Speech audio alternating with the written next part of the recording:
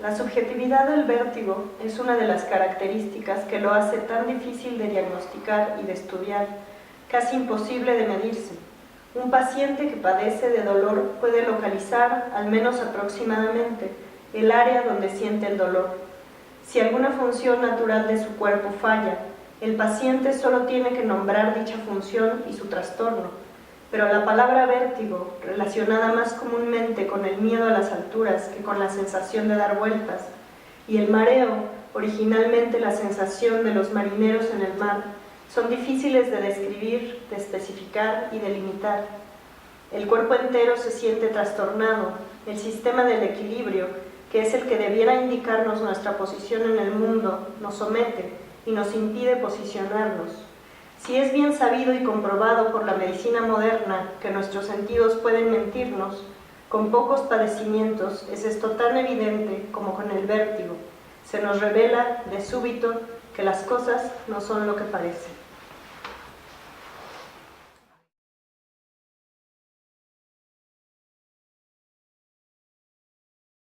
Bueno, el proyecto del Doctor Vértigo y las tentaciones del desequilibrio comenzó por una experiencia personal.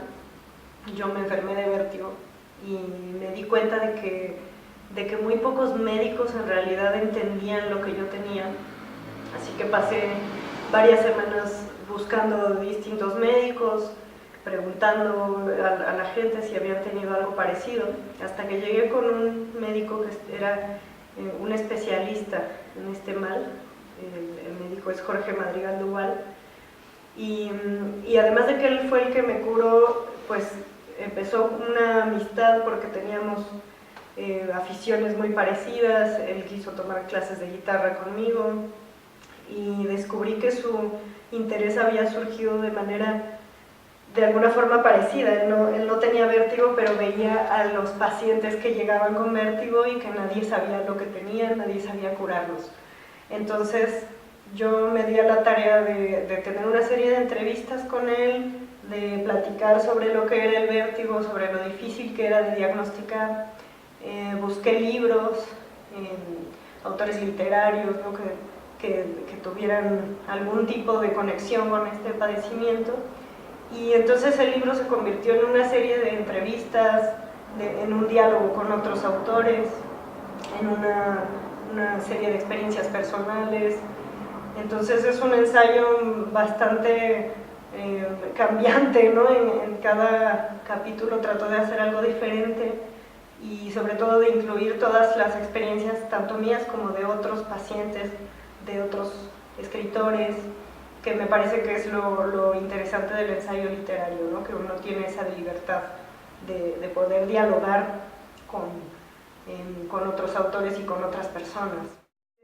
El vértigo es esa metáfora contemporánea que está en todas partes y que parece una gran tentación de nuestra era, ¿no? Queremos la velocidad y queremos el descontrol, y entonces la palabra vértigo se usa en todos lados, en los noticieros, en las revistas, en los periódicos, en series de televisión, y creo que está siempre detrás de eso está la ambigüedad de la palabra, ¿no? Que a veces el vértigo se usa como miedo a las alturas, que a veces se usa como un mareo un poco más controlado, ¿no?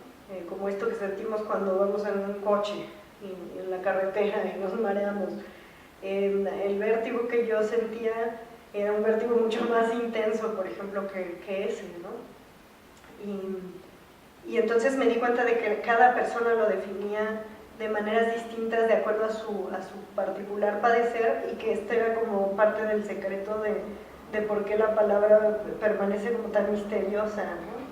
El médico Jorge Madrigal, de las primeras tareas que tiene que resolver es cómo se va a comunicar con su paciente, qué le puede decir ese paciente sobre su vértigo, ¿no? ¿A qué se asemeja ese vértigo? ¿A los juegos mecánicos de la feria? ¿O se asemeja a estar mareado en un coche en carretera?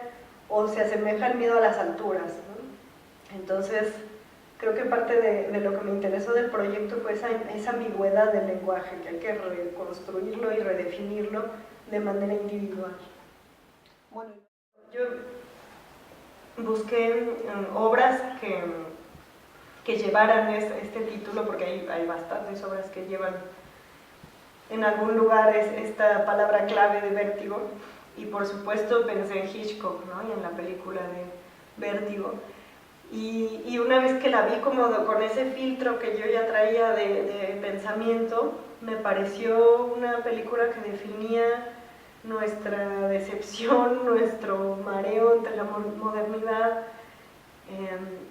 que es una película muy interesante y que además es de las películas de Hitchcock que no fue muy bien recibida.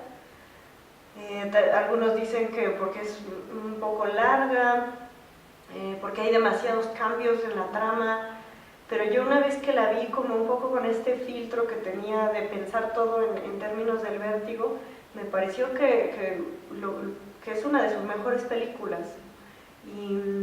Y eso mismo me pasó con otras obras, ¿no? Con Mr. Vértigo de Paul Auster, que también es como un recuento de nuestra modernidad. Este libro me llevó a investigar sobre la Rueda de la Fortuna.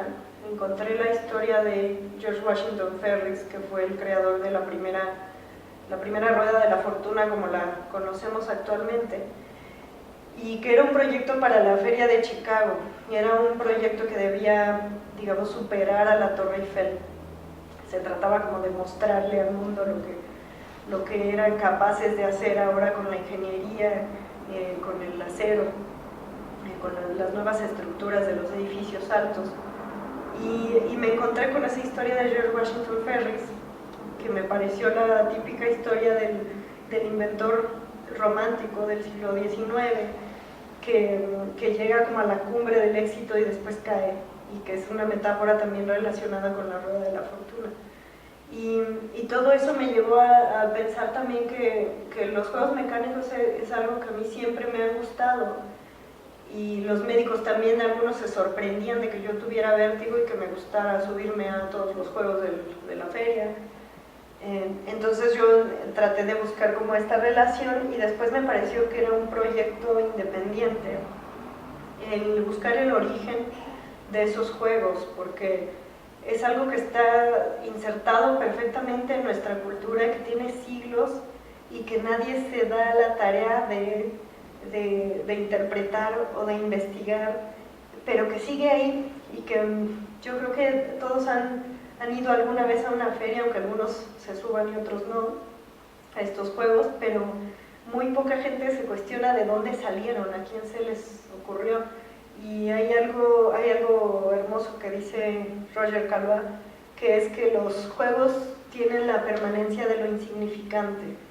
Nos parecen insignificantes porque tienen la sensación de que siempre han estado ahí, y que por eso permanecen, ¿no? Y que hay imperios que pueden nacer y caer, y los juegos se quedan ahí, y casi con las mismas reglas alrededor de todo el mundo.